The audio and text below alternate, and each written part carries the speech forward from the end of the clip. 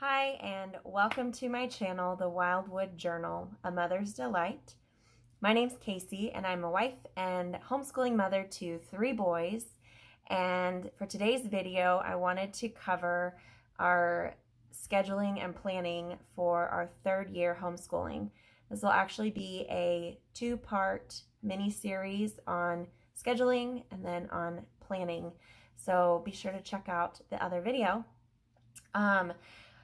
With this being our 3rd year, I've learned a little bit about myself as a home educator and about how our family rolls.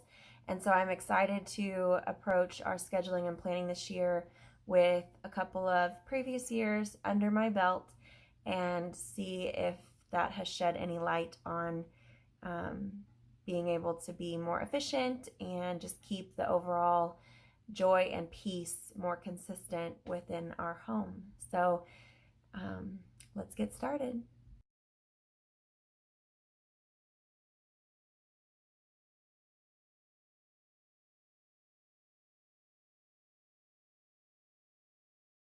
With 2 kids doing more table work stuff instead of just the one this year, I have learned that I definitely need to have a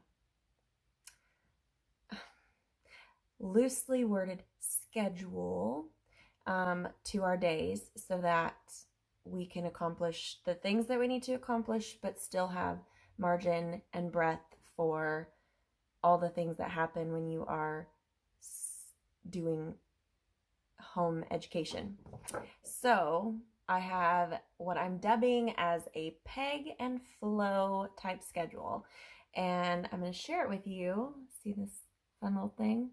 Oh, maybe I should. Anyway, look at that little cute squirrel. See, he's ready to learn. Okay, so I wanted to share. Originally, I had our day starting a lot earlier, and I've learned it's just not going to happen that early. Our boys are not early risers. So we have our day starting about 8 o'clock. We pretty consistently hit the breakfast table about 8 o'clock. And then I have a whole hour for eating and then tidying up after breakfast. And the kids can make their beds, brush their teeth, all that fun stuff that happens just right after breakfast. And then we can all meet around the table at 9 o'clock for our morning basket. And this will give us the opportunity to read our Bible together. And then in our morning basket, we'll have things, just different books to read through. We've got this fun Dinosaur for Kids by Ken Ham that we ordered from Master Books. And then I want to read through Little Pilgrim's Progress this year.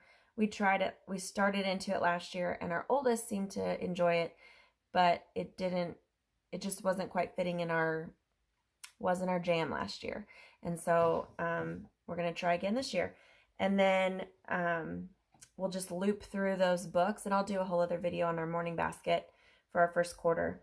And then we'll move into our science and history loop right after that. So we'll do 4 days a week of learning and alternating science and history on those 4 days. So 2 days science, 2 days of history.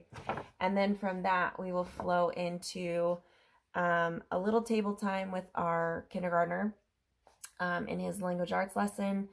And then our oldest and youngest will go off and play together.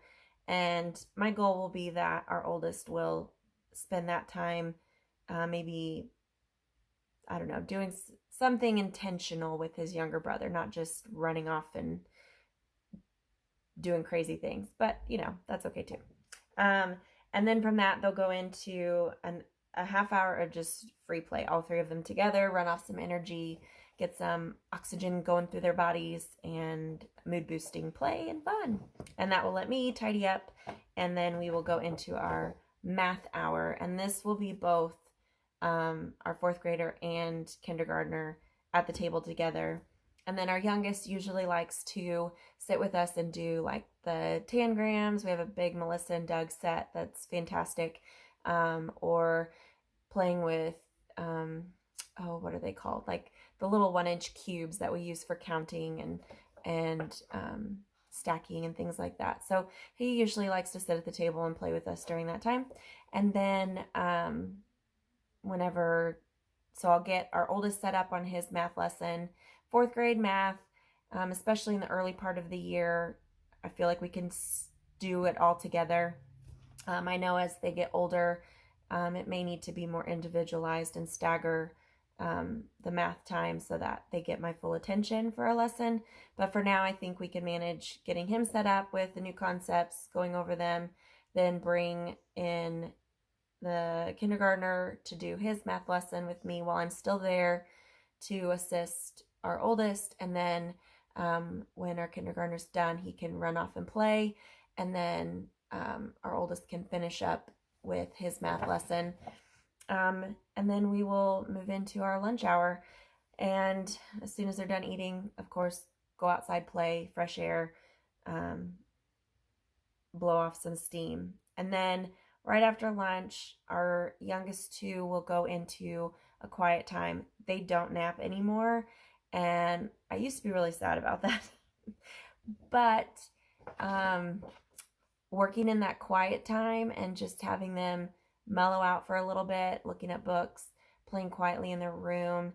It doesn't matter to me so much what they do as long as they're not being rambunctious and they stay in their room, because during that time will be when I do one-on-one time with our oldest for language arts, which does require both of our full attention, really, to do him the justice that he needs from me, and for him to give the work the attention it needs and deserves. It requires both of us to be focused. So not gonna lie, there may be days that quiet time for the younger two is a movie or audiobook.